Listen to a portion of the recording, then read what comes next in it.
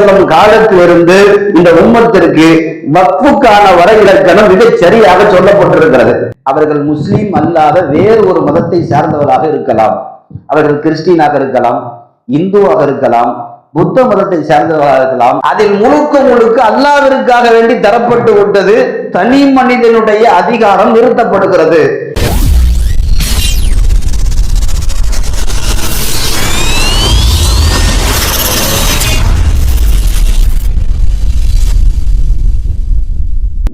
அஸ்ஸலாமு அலைக்கும் வரஹ்மத்துல்லாஹி வபரகாத்துஹு. அல்ஹம்துலில்லாஹி ரப்பில் ஆலமீன். வஸ்ஸலாத்து வஸ்ஸலாமு அலா ரசூலிஹி காத்தமின் நபிய்யீன் வ அலா ஆலிஹி தய்யிபீன் வ அஸ்ஹாபிஹி தாஹிரீன் வ அலா ஆலிஹி வ அஸ்ஹாபிஹி அஜ்மாஈன். அம்மா பஅத். أعوذ بالله من الشيطان الرجيم. بسم الله الرحمن الرحيم.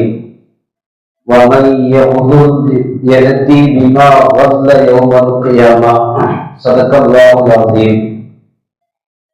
وقال رسول الله صلى الله عليه وسلم لا يقبل صلاة بغير طهور ولا صدقة من غرور أو كما قال والصلاة والسلام. எல்லா புகழும் அல்லாஹு ஜல்ல ஷானுஹு தஆலா ஒருவனுக்கே உரித்தாகுக. ஆமீன். அருமை நாயகம் முஹம்மது ரசூலுல்லாஹ் ஸல்லல்லாஹு அலைஹி வஸல்லம் அவர்கள் மீதும் நற்பாக்கியத்திற்குரிய அவருடைய குடும்பத்தார்கள், சஹாபாக்கள், தாபிஈன்கள், தபஅ தாபிஈன்கள், அக்தாபுகள், அவுலியாக்கள், ஷுஹதாக்கள், நாதாக்கள், நல்லவர்கள் ஜிம்மாவுடைய தொழுகைக்காக வேண்டி ஒன்று சேர்ந்திருக்கிற நம் அனைவரின் மீதும் அல்லாஹ்வின் நல்லருள் என்றென்றும் நிறைவாக நிறைவேற்றுமாக. ஆமீன் என்று எல்லாம் வல்ல அல்லாஹ்விடத்தில் பிரார்த்தித்து துவங்குகின்றேன். அல்லாஹ்வின் பேரருளால் அவனால் உருவாக்கப்பட்ட இஸ்லாத்தில் அல்லாஹ் நம்மை எல்லாம் ஒன்று சேர்த்திருக்கிறான். இஸ்லாம் அல்லாஹ்வினுடைய மார்க்கம் என்பதனுடைய அடையாளம். இது எவ்வளவுதான் அடிக்கப்பட்டாலும், எதிரிகளால் எதிர்க்கப்பட்டாலும் திரும்ப திரும்ப அது மிக வேகமாய் வளரும் என்று அல்லாஹ் குர்ஆனிலே சொல்லுகிறான்.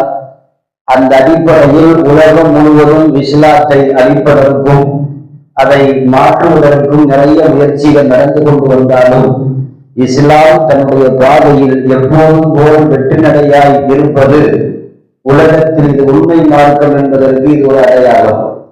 இஸ்லாத்திற்கு தரக்கூடிய நெருக்கடியை போல உலகத்தில் வேற எந்த மார்க்கத்திற்கும் மதத்திற்கு வந்தாலும் அது பூமியிலே அட்ரஸ் இல்லாமல் போயிருக்கும். ஆனால் அல்லாஹ்வுடைய மார்க்கம் என்பதால் உலகத்தில் நிறைய எதிரிகளை இது பார்த்திருக்கிறது, வளர்ந்திருக்கிறது. இப்போது சமீப காலத்திலேயும் இந்த மார்க்கத்திற்கு ஒரு பெரிய ஆபத்து வந்திருக்கிறது. நமக்கெல்லாம் தெரியும், இஸ்லாத்திலே வக்ஃப் சம்பந்தமான சட்டங்களை திருத்துதல், அதை மாற்றுதல், அதை முஸ்லீம்களிடமிருந்து அந்த வக்ஃபுடைய சொத்துக்களை அபகரித்தல் என்கிற மக்களவை மசோதா திட்டத்தில் முஸ்லீம்களுக்கு எதிரான மிகப்பெரிய வக்ஃப் வாரிய திருத்த சட்டம் என்கிற பெயரில் திருத்த சட்டத்தை இந்த பாஜக அரசு ஏற்படுத்தி இருக்கிறது. அன்பானவர்களே, இதனுடைய பின்னணி குறித்தும் இதன் மூலம் இஸ்லாத்தில் நாம் சந்திக்க இருக்கிற மிகப்பெரிய பயங்கரவாதம் குறித்தும் நாம் யோசிக்க வேண்டும். இஸ்லாத்திலே வக்ஃபு என்கிற வார்த்தை இந்த மார்க்கத்திலே மட்டும்தான் இருக்கிறது. நபி ஸல்லல்லாஹு அலைஹி வஸல்லம் அவர்கள் சொன்னார்கள், நீங்கள் மௌத்தானதற்கு பிறகும் உங்களுடைய கபர்களுக்கு வரக்கூடிய சில நன்மைகள் உண்டு. அதிலே சதக்கத்துல் ஜாரியா, நிலையான நல்ல தர்மங்கள்.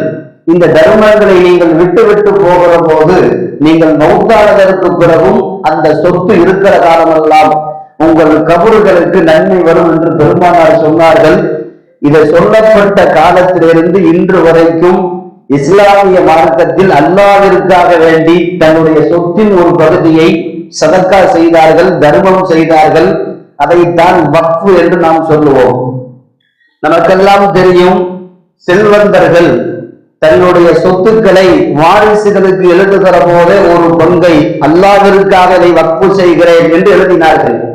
இஸ்லாத்திலே ஆண்ட அரசர்களிலிருந்து பெரும் பெரும் செல்வந்தர்கள் வரை, ஏன் ஏழை எளியவர்கள் வரை அல்லாஹ்விற்காக வேண்டி இஸ்லாத்தில் ஏதாவது ஒன்றை வக்ஃபு செய்ய வேண்டும் என்று மௌத்தின் போதோ அல்லது இருக்கிற போதோ ஏதாவது ஒரு இடத்தையோ பொருளையோ வக்ஃபாக அல்லாஹ்விற்காக வேண்டி கொடுத்து விட்டு போவார்கள். அப்படி கொடுத்த சொத்து மதிப்பு தான் இன்றைக்கு 1.25 லட்சம் கோடி. இந்தியாவில் இருக்கிற வக்ஃபினுடைய சொத்து மட்டும் 1.25 லட்சம் கோடியாக இன்றைக்கு நிர்ணயிக்கப்பட்டிருக்கிறது. இந்த அத்தனை சொத்துக்களையும் எடுத்துக் கொள்வதற்குண்டான ஒரு மறைமுகமான, ஏன் வெளிப்படையான முயற்சியாகத்தான் இன்றைக்கு ஆளுகிற ஒன்றிய அரசு மக்களவை மசோதாவில் வக்ஃபு வாரிய திருத்த சட்டம் என்கிற சட்டத்தை முன்னிறுத்தி இந்த சொத்துக்களை எல்லாம் அபகரிப்பதற்கு நாடி கொண்டு வருகிறது. அன்பானவர்களே, வக்ஃபு என்பது நிறுத்துதல் என்று அதற்கு பெயர், அல்லாஹ்விற்காக வேண்டி கொடுத்தல் என்று அதற்கு பெயர். உலகத்திலே எந்த மதத்திலேயும் இவ்வளவு தூரம் தன்னுடைய இறைவனுக்காக வக்ஃபு செய்திருப்பார்களா என்று சொல்ல முடியாது. ஏதாவது குலத்திற்கு, ஏதாவது கோயில்களுக்கு என்றாவது ஒரு சொத்துக்களை எழுதிவிட்டு போவார்கள். ஆனால் இஸ்லாத்திலே மட்டும்தான் கோடிக்கணக்கான லட்சம் கோடியை தாண்டி வக்ஃபு செய்த சொத்து என்பது இந்த மார்க்கத்தில் இன்றைக்கும் இருக்கிறது. அதற்குத்தான் வக்ஃபு என்று சொல்லுவோம். அதை பராமரிப்பதற்குத்தான் வக்ஃபு வாரியம் என்று ஒரு வாரியம் இருக்கிறது. நாம் இது குறித்து நாம் இஸ்லாம் சொல்லுகிற சட்டம் என்ன, இதுவரை வக்ஃபு சட்டம் எப்படி இருந்தது, இப்போது இவர்கள் எப்படியெல்லாம் மாற்றி இருக்கிறார்கள் என்பதை மாத்திரம் இந்த ஜும்மாவிலே பயானாக நீங்கள் கேட்காமல் நாம் சந்திக்கக்கூடிய மிகப்பெரிய ஒரு மோசடி என்ன என்பதை நீங்கள் கொஞ்சம் கவனித்து பார்க்க வேண்டும். இஸ்லாத்தில் வக்ஃபு செய்தார்கள், அல்லாஹ்விற்காக தன்னுடைய உழைத்த வருமானத்தை, காசை, சொத்தை கொடுத்தார்கள். இஸ்லாத்தில் எதற்கெல்லாம் இவர்கள் வக்ஃபு செய்தார்கள் என்று பார்த்தால் பிரமிப்பாக இருக்கிறது. அல்லாஹ்விற்காக வேண்டி தன்னுடைய சொத்தை கொடுத்தார்கள், கல்விக்காக இடம் கொடுத்தார்கள், கல்விக்காக தன்னுடைய இடத்தை கொடுத்தவர்கள் வக்ஃபு செய்தார்கள். இங்க இருக்கிற ஜமால் முஹம்மது காலேஜ் கிட்டத்தட்ட 1000 ஏக்கருக்கு மேல் இருக்கிற அந்த கல்லூரியை ஒருவர் வக்ஃபு செய்கிறார். இந்த இடம் இருக்கிற காலமெல்லாம் கல்லூரியாக, கல்விக்கூடமாக, யூனிவர்சிட்டியாக இருக்க வேண்டும் என்று வக்ஃபு செய்யப்பட்டது. இது அவரால் கொடுக்கப்பட்ட வக்ஃபு. இப்படி இந்தியாவிலே தன்னுடைய இடத்தை கல்விக்காக வேண்டி கொடுத்தார்கள், மதரசா கட்டுவதற்கு கொடுத்தார்கள், பள்ளிவாசல் கட்டுவதற்கு வக்ஃபு செய்தார்கள். இன்னும் பார்த்தால் மருத்துவமனை கட்ட வேண்டும் என்று சொல்லி தன்னுடைய இடங்களை வக்ஃபு செய்திருக்கிறார்கள். இன்னும் வக்ஃபு சட்டத்திலே போய் பார்த்தால், இந்த இடத்தை நான் வக்ஃபு செய்கிறேன், இதிலிருந்து வரக்கூடிய வருமானம் ஏழை எளிய ஏழை பெண்களின் திருமணத்திற்கு மட்டும் செலவழிக்க வேண்டும் என்று வக்ஃபு செய்திருக்கிறார்கள். இன்னும் வக்ஃபிலே போய் பார்த்தால் எந்த அளவிற்கு வருகிறது என்று சொன்னால், ஆடு மாடுகள் பராமரிப்பதற்கு இல்லாமல் தெருவிலே சுற்றி கொண்டிருக்கிற பிராணிகளுக்கு என் சொத்தில் இருந்து நீங்கள் வக்ஃபாக எடுத்துக் கொள்ளுங்கள், அதை நீங்கள் பராமரிக்க வேண்டும் என்று வக்ஃபு செய்திருக்கிறார்கள். இப்படி முஸ்லிம்களால் முஸ்லிம் சமுதாயத்திற்கு பிரயோஜனப்பட வேண்டும் என்று கொடுக்கப்பட்ட வக்ஃபு சொத்து தான் இன்றைக்கு ஆபத்தான முறையில் வந்து நிற்கிறது. நமக்கு தெரியும், இந்தியாவிலேயே 3 துறைக்கு தான் அதிகமான ப்ராப்பர்ட்டி சொத்துக்கள் இருக்கிறது. ஒன்று ஆர்மி, ராணுவத்துறை, உலகம் முழுவதும் ஆர்மிக்கு சொத்து இருக்கிறது. இரண்டாவது ரயில்வே துறை, அதிகமான கோடிக்கணக்கான லட்சம் கோடியை தாண்டி ரயில்வே துறைக்கு சொத்து இருக்கிறது. இந்த ரயில்வே துறையை தாண்டி 3வது இடத்தில் இருப்பது வக்ஃபு. இஸ்லாத்தில் முஸ்லிம்களுக்காக வேண்டி, அவருடைய முன்னேற்றத்திற்காக வேண்டி கொடுக்கப்பட்ட வக்ஃபு சொத்து கிட்டத்தட்ட 1.25 லட்சம் கோடியை தாண்டுகிறது. இப்படி இந்தியாவிலேயே அதிக சொத்து உள்ள ப்ராப்பர்ட்டிகளிலேயே 3 துறைகளிலே 3வது துறை வக்ஃபு துறை. நமக்கெல்லாம் தெரியும், வக்ஃபு துறையில் இந்தியாவிலே மட்டும் இருக்கிற முஸ்லிம்கள் கொடுக்கப்பட்ட வக்ஃபினுடைய சொத்து மதிப்பு பத்திரங்கள் மட்டும் 8,65,000 பத்திரம். ஒவ்வொரு பத்திரமும் சாதாரணம் அல்ல, கோடிக்கணக்கில வேண்டி இருக்கக்கூடிய பத்திரங்கள். கிட்டத்தட்ட 8,65,000 சொத்துக்கான ப்ராப்பர்ட்டிக்கான பத்திரங்கள் மட்டும் அங்கே வைக்கப்பட்டிருக்கிறது. ஒவ்வொரு பத்திரங்களும் பல கோடியை தாண்டுகிறது. அன்பானவர்களே, இப்படி வக்ஃபு செய்யப்பட்டிருக்கிற இந்த சொத்து, நமக்கு தெரியும் வக்ஃபு என்றால் அரபியிலே வக்ஃபு நிறுத்துதல், ஸ்டாப் என்று பொருள். ஸ்டாப் ஆகிறது, நிறுத்துதல் என்று பொருள். என்ன நிறுத்துதல் என்றால், ஒரு வக்ஃப் செய்கிற போது இந்த சொத்தை தனியாருடைய உபயோகத்திலிருந்து மாற்றி முழுக்க அல்லாஹ்விற்காக வேண்டி இதை நான் வக்ஃப் செய்கிறேன், இந்த சொத்தை இனி யாரும் வாங்கவும் முடியாது, விற்கவும் முடியாது. அது வக்ஃப் செய்யப்பட்டது அல்லாஹ்விற்காக வேண்டி. இரண்டாவது, வக்ஃப் என்று சொன்னால் நிறுத்துதல், நிறுவுதல். இந்த சொத்தை இனி யாரும் என் சொத்து என்று யாரும் உரிமை கொண்டாட முடியாது. அதில் முழுக்க அல்லாஹ்விற்காக வேண்டி தரப்பட்டு விட்டது. தனி மனிதனுடைய அதிகாரம் நிறுத்தப்படுகிறது, இனி அல்லாஹ்விற்காக வேண்டி ஒப்படைக்கப்படுகிறது, வக்ஃப் ஸ்டாப் செய்யப்படுகிறது என்று அதற்கு அர்த்தம். இரண்டாவது, வக்ஃபுக்காக வேண்டி ஒரு இடத்தை எழுதி கொடுக்கிற போது எழுதி கொடுத்தவருடைய வாரிசுகள் இவருடைய மௌத்துக்கு பிறகு எங்க அத்தா கொடுத்த சொத்து எங்களுக்கு பங்கு இருக்கிறது என்று அதை வாதிட்டு பெற முடியாது. வக்ஃப் என்றால் இதில் வராசத்து உரிமையினுடைய தொடர்பும் நிறுத்தப்படுகிறது என்று அதற்கு பெயர். அதே போல எந்த அளவிற்கு வக்ஃப் சட்டங்கள் இருக்கிறது என்று சொன்னால், இஸ்லாத்தில் ஒரு பொருளை வக்ஃப் செய்து விட்டால் கொடுத்தவரே திரும்ப நான் ஏதோ மாறி வக்ஃப் செய்து விட்டேன், திரும்ப அதை என்னிடம் ஒப்படையுங்கள் என்று வக்ஃப் செய்தவரை மீண்டும் அதை கேட்க முடியாது. வக்ஃப் செய்தால் செய்ததுதான். ஏனென்றால் இஸ்லாத்தினுடைய வக்ஃபுக்கான சட்டம், அதனுடைய ஆவணங்கள் பெருமானார் ஸல்லல்லாஹு அலைஹி வஸல்லம் காலத்திலிருந்து இந்த உம்மத்திற்கு வக்ஃபுக்கான வரைவிலக்கணம் மிகச் சரியாக சொல்லப்பட்டிருக்கிறது. அன்பானவர்களே, வக்ஃப் என்றால் நமக்கு தெரியும், தனி மனிதனுடைய அத்தனை அதிகாரங்களும் உரிமைகளும் அவருடைய ப்ராப்பர்ட்டிகள் இருந்து அது நீக்கப்படுகிறது, நிறுத்தப்படுகிறது. இவர் தனி மனிதனுடைய ஓனர்ஷிப்ல இருந்து அல்லாஹ் அதற்கு ஓனர்ஷிப்பாக மாறுகிறார். இதுதான் வக்ஃப். வக்ஃப் செய்யப்படுகிற போது இந்தியாவினுடைய வக்ஃப் சொத்துக்களை பராமரிப்பதற்கு மட்டும் 32 வக்ஃப் வாரியங்கள் இந்தியா முழுக்க நிறுவப்பட்டிருக்கிறது. அதனுடைய சொத்து மதிப்புகளை, வக்ஃபுக்கான இடங்களை, அதை பராமரித்தல், அதிலிருந்து வரக்கூடிய வருமானங்களை வக்ஃப் செய்தவர் எதற்காக வேண்டி செலவழிக்க சொன்னாரோ அதன்படி செலவழிக்கக்கூடிய வரவு செலவு கணக்குகளை பார்த்தல் என்பதை கவர்மெண்டின் மூலம் 32 வக்ஃப் வாரியங்கள் இந்தியா முழுக்க செயல்பட்டு கொண்டு வருகிறது. இங்க இஸ்லாத்துல ஒரு வக்ஃபுக்கான வரைவிலக்கணத்தை நபி ஸல்லல்லாஹு அலைஹி வஸல்லம் அவர்களுடைய காலத்திலிருந்து இன்றைக்கு வரைக்கும் மிகச் சரியாக எழுதப்பட்டிருக்கிறது. ஒன்று, வக்ஃபுக்காக வேண்டி செய்யப்பட்டிருக்கிற எந்த சொத்தாக இருந்தாலும் ஒருவர் ஒரு பொருளை வக்ஃப் செய்கிறார், ஒரு இடத்தை வக்ஃப் செய்கிறார், நான் வக்ஃப் செய்கிறேன் என்று அவர் சொல்லவும் வேண்டும், பத்திரத்திலே அவர் எழுதி கொடுக்கவும் வேண்டும், சாட்சியாக 2 நபரை நிர்ணயிக்க வேண்டும். நிக்காஹ்விலே எப்படி வாய் வழியாகவும் சொல்லுகிறோம், எழுத்து வடிவமும் சொல்லுகிறோம், சாட்சி வைக்கிறோம், அதே போல வக்ஃப் செய்யக்கூடியவர் வாய் வழியாகவும் சொல்ல வேண்டும், எழுத்தின் வழியாகவும் சொல்ல வேண்டும், சாட்சிகள் வைக்க வேண்டும். அப்போதுதான் அது வக்ஃபாக ஏற்கப்படும். இரண்டாவது, வக்ஃபினுடைய சட்டங்களிலே 2-3 பேர் சேர்ந்து ஒரு இடத்தில் இருக்கிறார்கள் பார்ட்னராக. இப்படி 2-3 பேர் சேர்ந்து இருக்கிற ஒரு இடத்தை ஒருவர் மட்டும் என் பங்கை வக்ஃப் செய்கிறேன் என்று சொல்ல முடியாது. என்ன செய்ய வேண்டுமாம்?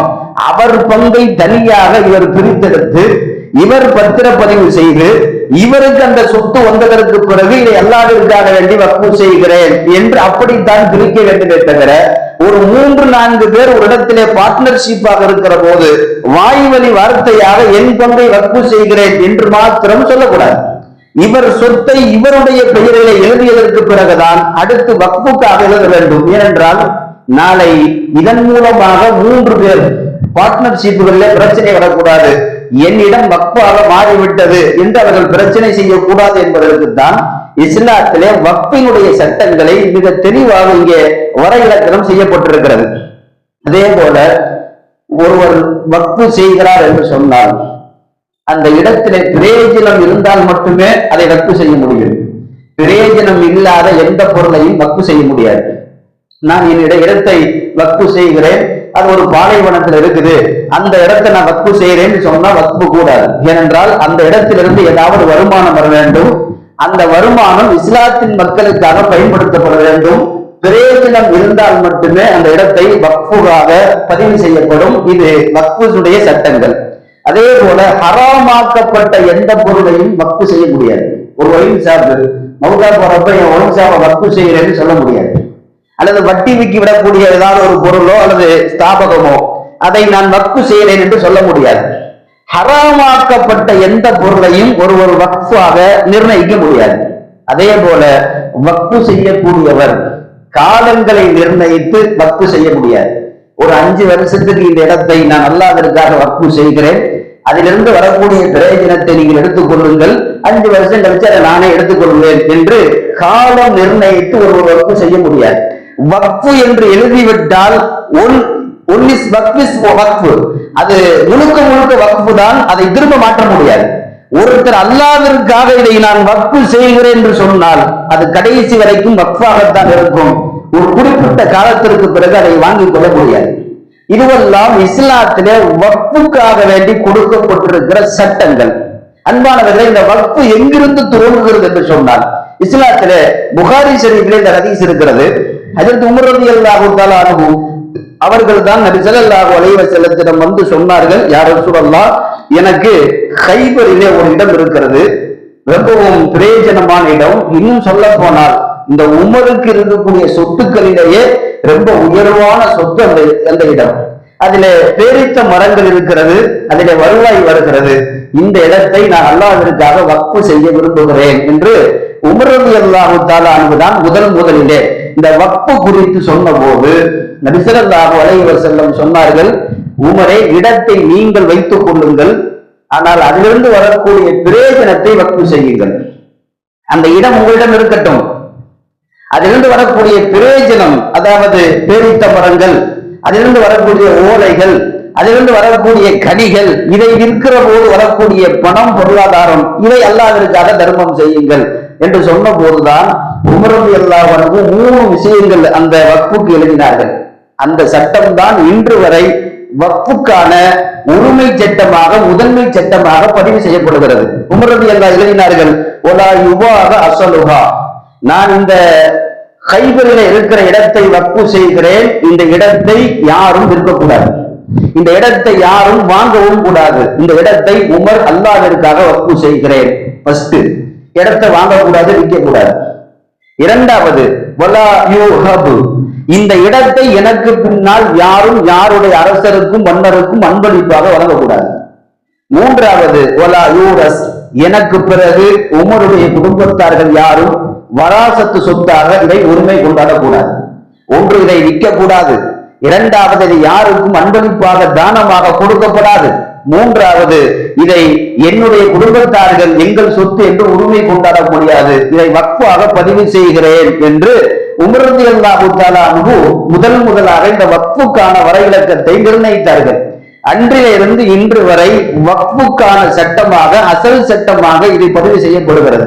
அன்பானவர்களே, உலகத்தினுடைய கணக்கெடுப்பின்படி வக்ஃபினுடைய விஷயங்களை கவனித்து பார்த்தால் சவுதி அரசாங்கத்தை விட, ஏன் உலகத்தில் இருக்கிற எல்லா நாட்டையும் விடவும் இந்தியாவில் மட்டும்தான் அதிகம் வக்ஃபு செய்யப்பட்டிருக்கிறது.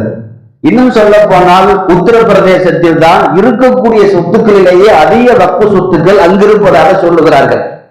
இன்னும் சொல்லுகிறோம், இஸ்லாமிய முஸ்லிம் நாடுகள் மொத்தம் 54 நாடுகள். இந்த 54 நாடுகளிலேயும் கூட இவ்வளவு வக்ஃபு சொத்துக்கள் யாரும் செய்யவில்லை. இந்தியாவில் தான் அவ்வளவு சொத்துக்களை அரசர்கள், தனவந்தர்கள், செல்வந்தர்கள் அத்தனை பேரும் அல்லாஹ்விற்காக வேண்டி கொடுத்த வக்ஃபு சொத்துக்கள் மட்டும் 1.25 லட்சம் கோடி. நமக்கு தெரியும் இதனுடைய மதிப்பு என்று உங்களுக்கு பார்த்தா அல்லாஹ் அக்பர், பெருமளவுக்கு மதிப்புள்ள சொத்துக்களை கொடுத்திருக்கிறார்கள். இந்த சொத்துக்களை தான் இப்போது அவர்கள் கையகப்படுத்துவதற்காக வேண்டி நாங்கள் சட்ட திருத்தம் கொண்டு வருகிறோம் என்கிற பெயரில் ஆளும் கட்சி, கிட்டத்தட்ட பாரதிய ஜனதா கட்சியின் மூலம் இன்றைக்கு முஸ்லிம்களுக்கு மிகப்பெரிய அநீதத்தை அந்த அரசு எதிர்த்திருக்கிறது. நாம் இங்கே கவலையோடு யோசித்து பார்க்கிறோம். வக்ஃபு சட்டங்கள், இஸ்லாம் என்னென்ன சட்டங்கள் சொல்லி இருக்கிறது என்பதை நாம் முதலிலே தெரிந்து கொண்டு எதையெல்லாம் இவர்கள் மாற்றி இருக்கிறார்கள் என்பதை நீங்கள் கவனத்தில் வைக்க வேண்டும். இஸ்லாத்தினுடைய சட்டங்கள்ல ஒருத்தர் வக்ஃபு செய்கிறாருன்னு சொன்னா, வக்ஃபு செய்வதற்கு பேர் வாக்கிஃப்னு பேர். ஒரு பொருளை, ஒரு இடத்தை அல்லாஹ்விற்காக வக்ஃபு செய்கிறேன்னு ஒருத்தர் சொல்றாரு இல்லையா, அப்படி கொடுக்கிற போது அவர் என்ன நிய்யத்துல கொடுக்கிறாரோ, இதோ இந்த இடத்தை நீங்கள் வைத்துக் கொள்ளுங்கள், பள்ளிவாசல் கட்டுங்கள், இது அவருடைய வக்ஃபு. அந்த இடத்தை கொடுத்ததற்கு பிறகு அந்த இடத்திலே பள்ளிவாசல் மட்டும் தான் கட்ட வேண்டும், இல்ல ஒரு ஹாஸ்பிட்டல் கட்டலாம் என்று சொல்லி அதுல ஹாஸ்பிட்டல் கட்டினால் அந்த வக்ஃபு செய்யக்கூடியவர்களுக்கு மாற்றமானதாகும். அந்த வக்ஃபிலே அவர் மோசடி செய்து விட்டார் என்று வருகிறது. அவர் கையகப்படுத்திக் கொள்ளவில்லை. சொல்ற வார்த்தை பள்ளிவாசல் கட்ட வேண்டும் என்று சொல்லி வக்ஃபு செய்திருக்கிறார். ஆனால் இதை வாங்கி கொண்டு அவர்கள் வேறு ஒன்றுக்கு அதை பயன்படுத்துகிறார்கள். இஸ்லாத்திலே அவர் மோசடி செய்து விட்டார் என்று பெயர் வருகிறது.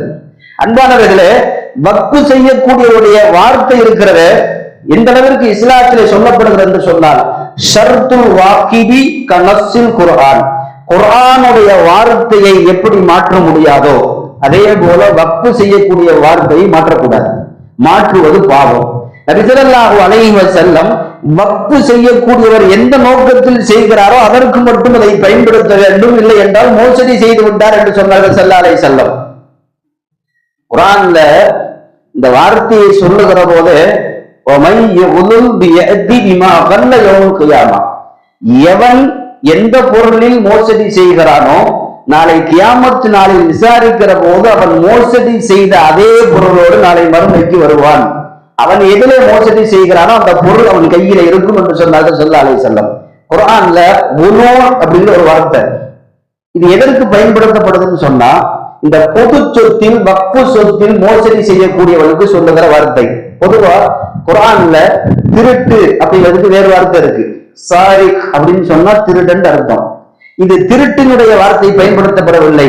உனோ என்கிற வார்த்தை பொது சொத்தில் ஊழல் செய்பவன் என்றதற்கு அர்த்தம். நபி ஸல்லல்லாஹு அலைஹி வஸல்லம் அவர்கள் சொன்னார்கள், வக்ஃபு செய்யப்பட்ட நோக்கத்திலிருந்து வேறு ஒரு நோக்கத்திற்கு ஒருவன் பயன்படுத்தினால் அதுவும் குற்றம் என்று சொன்னார்கள். பள்ளிவாசலுக்கு எண்ணெய் வாங்கி தர வேண்டும், அன்றையெல்லாம் எண்ணெய் தான் ஊற்றுவார்கள் மின்சாரம் கண்டுபிடிக்கப்படாத காலத்தில். அதற்காக வேண்டி ஜெய்தூனுக்காக வேண்டி எண்ணெய்க்காக வேண்டி இவ்வளவு காசு நான் வக்ஃபு செய்கிறேன் என்று சொல்லி கொடுத்துட்டு போறாங்க இல்லையா, அந்த காசில் பள்ளிவாசலுக்கு எண்ணெய் தான் வாங்கி ஊற்ற வேண்டும். அது அல்லாமல் பள்ளிவாசலுக்கு விரிப்பு விரிப்பதோ அல்லது வேறு ஏதாவது பள்ளிக்கு செலவு செய்வதோ இது மோசடி என்று சொல்லுகிறார்கள். ஆகவே இன்றைக்கு எண்ணெய் ஊற்றுவதல்ல, இன்றைக்கு மின்சாரம் வந்து விட்டது, கரண்ட் பில்லு கட்டலாம். இப்படி வேண்டுமானால் அந்த சட்டங்களை மாற்றிக் கொள்ளலாமே தவிர ஒரு வக்ஃபு செய்யக்கூடியவருடைய அந்த வார்த்தையை மீறி வேறு ஒன்றுக்கு செய்து விட்டால் நபி ஸல்லல்லாஹு அலைஹி வஸல்லம் அதிலே மோசடி செய்து விட்டார்கள் என்று நபி ஸல்லல்லாஹு அலைஹி வஸல்லம் சொன்னார்கள். அப்போ வக்ஃபு செய்யக்கூடியவர் என்ன வார்த்தை சொல்லுகிறாரோ அதைத்தான் செய்ய வேண்டும். அதற்குத்தான் இஸ்லாத்தில் வக்ஃபு வாரியம் அமைக்கப்பட்டிருக்கிறது. அதே போல இப்போது இருக்கக்கூடிய இந்தியா கிட்டத்தட்ட 3 மாத காலமாக இந்த வக்ஃபு சொத்தை எப்படியாவது எடுத்துக்கொள்ள வேண்டும் என்ற நோக்கில் மிகப்பெரிய அளவிலே ஒரு சர்ச்சைகள் ஆகிக்கொண்டே இருந்தது. அதை இப்போது தாண்டி தாண்டி தாண்டி பெருநாள் முடித்து அடுத்த கையோடு அவசரமாக மக்களவை அவையில் மசோதாவில் 12 மணி நேரம் விவாதங்களுக்கு பிறகு எல்லோரும் எதிர்க்க சில எம்பிக்களை எல்லாம் ஆதரவாக வைத்துக் கொண்டு கிட்டத்தட்ட வக்ஃபு வாரிய சட்ட மறுப்பு மசோதாவாக ஒரு சில விஷயங்களை இன்றைக்கு ஆளும் கட்சி பாரதிய ஜனதா ஏற்படுத்தி இருக்கிறது. நமக்கெல்லாம் தெரியும், பெருநாள் முடிஞ்சதுக்கு பின்னாடி இது சட்ட வெளியே வருது. பொதுவாகவே முஸ்லீம்களை அச்சுறுத்துவதற்கு இவர்கள் ஏதாவது செஞ்சுக்கிட்டே இருப்பாங்க. ஒரு சதாம் ஹுசைனை தூக்கில போடுகிற போது ஒரு பெருநாள் தேவைப்பட்டது. இதற்கு முன்னால் ஒரு பெருநாள் முடிந்த போது ஒரு பள்ளிவாசலை இடித்தார்கள். இப்படி வருகிற வரிசையில் இந்த பெருநாள் முடிந்த கையோடு வக்ஃபு சட்ட திருத்தம் என்கிற பெயரில் ஒரு பெரிய ஒரு கொள்ளை சட்டத்தை கொண்டு வந்திருக்கிறார்கள். அன்பானவர்களே, 78 வருஷ இந்தியாவினுடைய சுதந்திரத்தினுடைய அந்த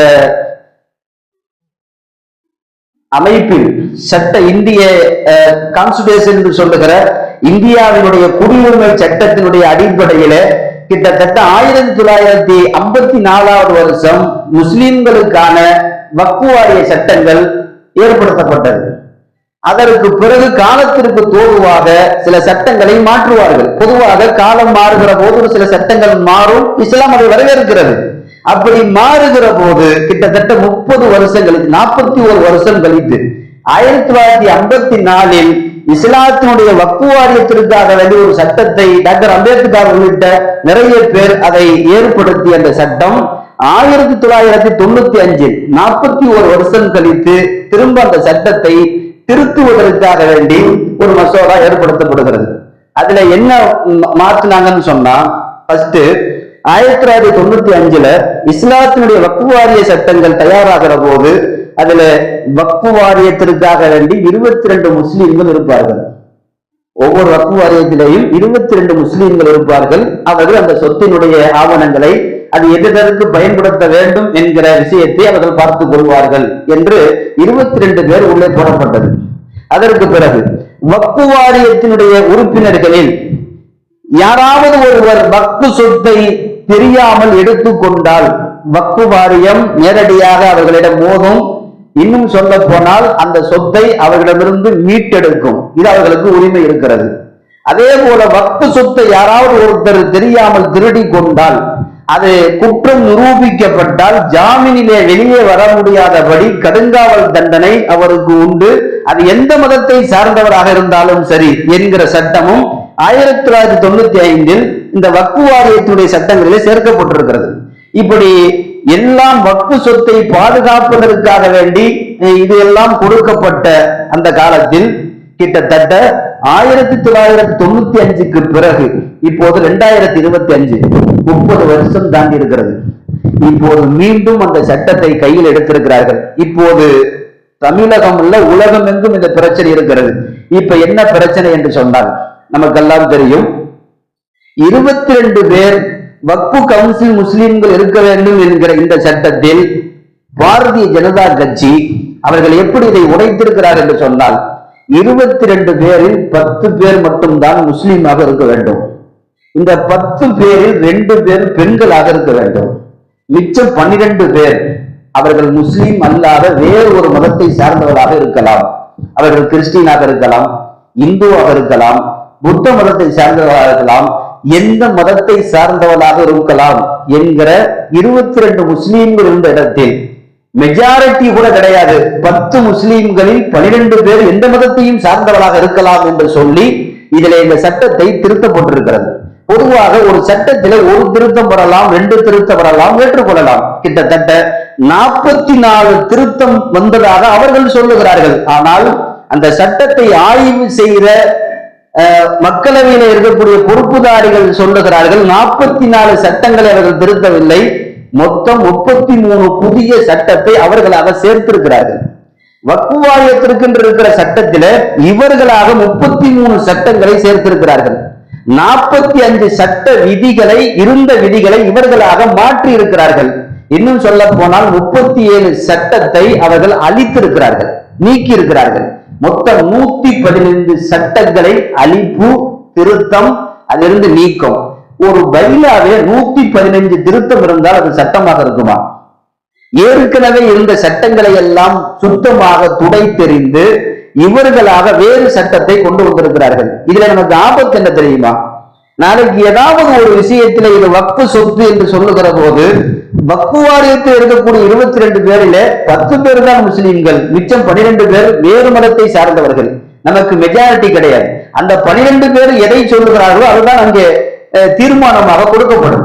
அப்ப மெஜாரிட்டி என்ற அடிப்படையில் கூட அதுல இருக்கக்கூடிய உறுப்பினர்கள் கூட முஸ்லிம்கள் இல்லை.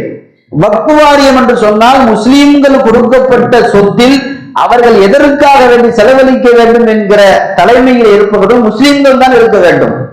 ஒரு கோயிலினுடைய அரங்காவலராக ஒரு முஸ்லிம் இருக்க முடியாது, ஒரு இந்துவா தான் அங்க இருக்க முடியும். ஒரு பள்ளியினுடைய முத்தவழியாக ஒரு முஸ்லிம் தான் இருக்க முடியும், ஒரு காபிர் இருக்க முடியாது. அதே போலத்தான் வக்ஃபு வாரியம் என்பது முஸ்லிம்களுக்காக வேண்டி முஸ்லீம்கள் இருக்கக்கூடிய இடம். அதிலே 10 பேர் முஸ்லிம்கள், 12 பேர் எந்த மதத்திலும் சார்ந்தவர்களாக இருக்கலாம் என்கிற போது இதனுடைய சொத்துக்கு ஆபத்து வந்திருக்கிறது. அது மாத்திரமல்ல, இதுவரை பாரதிய ஜனதா கட்சி RSS உள்ளே நுழையாத ஒரே துறை வக்ஃபு வாரிய துறை. இன்றைக்கு அதிலேயும் நுழைந்திருக்கிறார்கள். ஒரு முஸ்லிம்களின் சொத்தை காபிர்கள் நாங்கள் பாதுகாப்போம் என்பது அந்த சொத்துக்கு பெரும் ஆபத்து. வக்ஃபு செய்யப்பட்டவருடைய அந்த நோக்கம் முழுமையாக அங்கு நிறைவேற்றப்படாது. ஏன் தெரியுமா? அவர்கள் உள்ளே வருகிற போது நாளைக்கு இது எங்களுடைய கோயிலுக்காக வேண்டி உள்ள சொத்து என்று சொன்னாலும் நாம் ஒன்றும் பண்ண முடியாது. ஒரு அபீசலா கொண்டு வந்து ஒரு பள்ளிவாசலை இடிப்பான். இடிக்கிற போது அந்த 12 பேரும் சொல்வார்கள் இது வக்ஃபு சொத்து இல்ல, இது கோயிலுக்கான சொத்து என்று அவர்கள் சொன்னால் நாம் ஒன்றுமே செய்ய முடியாது. அது மாத்திரமல்ல, இதில் இன்னொரு விஷயம் என்னவென்றால், இந்தியாவில் இருக்கக்கூடிய 8,65,000 பத்திரங்கள் என்று நான் சொன்னேன். இந்தியாவில் மட்டுமல்ல, தமிழகத்தில் இருக்கக்கூடிய வக்ஃப் வாரியம் இருக்கிறது இல்லையா, தமிழகத்தில் இருக்கக்கூடிய இந்த வக்ஃப் வாரியத்தில் இருக்கக்கூடிய பத்திரங்கள் மட்டும் 60,273 பத்திரங்கள். இது எல்லாம் சேர்ந்து 1.25 லட்சம் கோடியாக இன்றைக்கு மதிப்பீடு செய்யப்பட்டிருக்கிறது. இதுல இன்னொரு விஷயம் என்னவென்றால், இந்த வக்ஃப் சொத்துக்கள் வக்ஃப் செய்யக்கூடியவர் எதுக்கெல்லாம் பயன்படுத்தணும் சொன்னாரோ, இங்க முஸ்லீம் அல்லாதவர்களும் உள்ளே வருகிற போது இந்த சொத்தை கோயிலுக்கும் பயன்படுத்தலாம், தேவாலயத்திற்கும் பயன்படுத்தலாம் என்கிற சட்ட திருத்தம் உள்ளே வருகிறது. கோயிலுக்கு வணக்க ஸ்தலத்திற்கு தானே பயன்படுத்த வேண்டும், பள்ளியும் வணக்க ஸ்தலம் தான், கோயிலும் வணக்க ஸ்தலம் தான், இதுவும் பயன்படுத்தலாம் என்று அவர்கள் பயன்படுத்த செய்வார்கள். இரண்டாவது, இஸ்லாத்தினுடைய அடையாளங்களை அழிப்பதற்காக வேண்டி ஒவ்வொரு சொத்தாக அவர்கள் இஸ்லாத்திலிருந்து எடுப்பார்கள். நாளை சிஏஏ, என்ஆர்சி உள்ளிட்ட விஷயங்கள் வருகிற போது முஸ்லிம்களுக்கு உண்டான எந்த ஆவணங்களும் நிலப்பட்டாவில் இருக்காது. இவர்களுக்கு இன்னும் சொல்ல போனால் தாஜ்மஹால் உள்ளிட்ட பெரும் பெரும் அடையாள சின்னங்களை கூட அவர்கள் உடைக்க முடியும், அதற்கு வாய்ப்பு இருக்கிறது. எந்த ஒரு பள்ளிவாசலையும் காட்டி அவர்கள் உடைக்கலாம், அதை நாம் ஒன்றுமே செய்ய முடியாது. ஏனென்றால் இந்த சட்ட திருத்தம் அப்படி இருக்கிறது. அது மாத்திரமல்ல, முஸ்லீம்கள் அல்லாதவர்களும் வக்ஃப் செய்திருந்தால், அது என்ன சொல்றான்னா, ஒரு முஸ்லீம் அல்லாதவர்கள் முஸ்லீம்களுக்கு வக்ஃப் செய்யறாங்க. உதாரணமா, ஒரு ஊர்ல முஸ்லீம்கள் கம்மியா இருக்காங்க, பெரும்பான்மை காபிர்கள் இருக்கிறாங்க. அவங்க கொடுக்குறாங்க, இந்தாங்க பாய், உங்களுக்கு கபிரிஸ்தானுக்கு ஒரு இடம் வச்சுக்கங்கன்னு கொடுக்குறாங்க. இப்படி கொடுத்தால் வக்ஃபாக ஆகாது. அதாவது காபிர்கள் முஸ்லீம்களுக்கு ஏதாவது ஒன்றை வக்ஃப் செய்தால் வக்ஃபாக ஆகாது. அதே நேரத்தில் முஸ்லீம்கள் கோயிலுக்கு வக்ஃப் செய்திருந்தால் அதை பற்றி பேசக்கூடாது என்று அவர்கள் எழுதியிருக்கிறார்கள். அப்போ வக்ஃபினுடைய இந்த சட்டங்களில் இன்னொரு திருத்தம் இருக்கிறது. என்ன தெரியுமா? வாய்மொழியாக வக்ஃப் செய்தல். மௌத்தா போறப்ப இந்த இடத்துல நான் வக்ஃப் செய்யறேன்னு சொல்லிட்டா வக்ஃப் ஆயிரும்.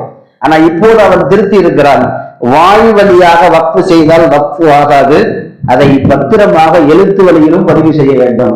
ஒருத்தர் மௌத்தா போறப்ப அவன் எப்படி பத்திர ஆபீஸ்ல போய் சொல்லிட்டு இருப்பான்? அப்ப வாய் வழியாக சொன்னாலும் வக்ஃப் ஆகும் என்று மார்க்கம் சொல்லுகிறது. இப்போது திருத்த மசோதாவிலே வாய் வழியாக வருகிற வக்ஃப் வக்ஃபாக ஆகாது என்கிற திருத்தமும் வந்திருக்கிறது. அதே போல முஸ்லீம்களுடைய வக்ஃப் செய்தால், இப்ப இருக்கிற திருத்த சட்டம், ஒருத்தர் வக்ஃப் செய்யறாருன்னு சொன்னா, இப்ப அவன் எழுதியிருக்கான், அவர் 5 வருஷமா முஸ்லீம் இஸ்லாமிய சமூகத்துல நெறியை கடைபிடித்தவராக இருக்க வேண்டுமா. நான் இந்த இடத்த நான் அல்லாஹ்விற்காக வக்ஃப் செய்யறேன்னு சொன்னா, நீ 5 வருஷமா முஸ்லீமா இருக்கிறியா, உண்மையிலேயே நீ எப்ப இருந்த, இந்த எல்லா டீட்டெயில்ஸும் அவன் கேட்பான். நம்ம கொடுக்கணும். கொடுத்ததுக்கு பின்னாடி அது சரி என்று அவன் சொன்னால்தான் வக்ஃபே செய்ய முடியும். இப்படி இருக்கிற சட்ட திருத்தத்தையும் போது கொண்டு வந்திருக்கிறார்கள். அது மாத்திரமல்ல, ஒரு வக்ஃபினுடைய இன்னொரு 2 விஷயம் என்னவென்றால், வக்ஃபினுடைய சொத்தில் இஸ்லாம் இருக்கக்கூடிய தலைமையகத்திலே இன்றைக்கு காபிர்களும் உள்ளே நுழைந்திருப்பது பெரிய ஆபத்து. இரண்டாவது, பொதுவாக ஒரு வக்ஃப் சொத்தை இது வக்ஃப் சொத்தா இல்லையா என்பதற்கு நீதிமன்றம் தான் இதுவரை முடிவு செய்தது.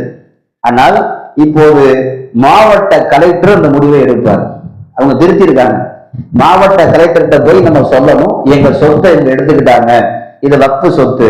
உடனே அவர் பார்த்துட்டு அவர் என்ன டிசிஷன் எடுப்பாரோ, அவர் என்ன முடிவு எடுப்பாரோ, அந்த முடிவு தான் வக்ஃப் சொத்தாக கணிக்கப்படும். அவர் கையெழுத்து போட்டு இது வக்ஃப் சொத்து இல்ல அப்படின்னு சொல்லிட்டாருன்னா, எத்தனை ஆண்டுகள் நீங்கள் அதில் பயன்பெற்று இருந்தாலும் சரியே, அது வக்ஃப் சொத்தாக பார்க்கப்படாது. அதாவது டிசைனிங் அத்தாரிட்டி என்று சொல்லுகிற முடிவினுடைய தீர்மானம் மாவட்ட கலெக்டர் எடுப்பார். நாம் யோசிக்கிறோம், இப்ப ஒரு பள்ளிவாசல இது வக்ஃப் சொத்து இல்ல, இது கோவிலுக்கு சொந்தம்னு ஒருத்தர் சொல்றாருன்னா கலெக்டர் விசாரிக்கணும். நீதிமன்றம்லாம் விசாரிக்காது, அந்த மாவட்ட கலெக்டர் விசாரிப்பார். விசாரிச்சுட்டு ஆமா இது பள்ளிவாசல் இப்ப கட்டப்பட்டிருக்கு, இதுக்கு முன்னாடி கோயில் இருந்ததாக ஆவணங்கள் சொல்லுது அப்படின்னு அவர் கையெழுத்து போட்டாருன்னா அந்த பள்ளி இடிக்கப்படும். நீங்க கோர்ட்ல போய் கேஸ் போடுவீங்க, உச்ச நீதிமன்றத்துல எங்க பள்ளிவாசல் இடிச்சுட்டாங்கன்னு. அவன் பார்ப்பான், மாவட்ட கலெக்டர் ஆவணம் பண்ணி கையெழுத்து போட்டார், இது பள்ளிவாசல் இல்லைன்னு சொல்லி. ஆகவே இந்த வழக்கு தள்ளுபடி செய்யப்படுகிறது. நாம் யோசிக்க வேண்டும், நாம் இந்த சட்டத்தை நாம் ஆதரித்து வாய் மூடி இருந்தால் 1.25 லட்சம் கோடியும் போகும், இருக்கிற இபாதத்து புனிதத்தலங்களும் போகும்.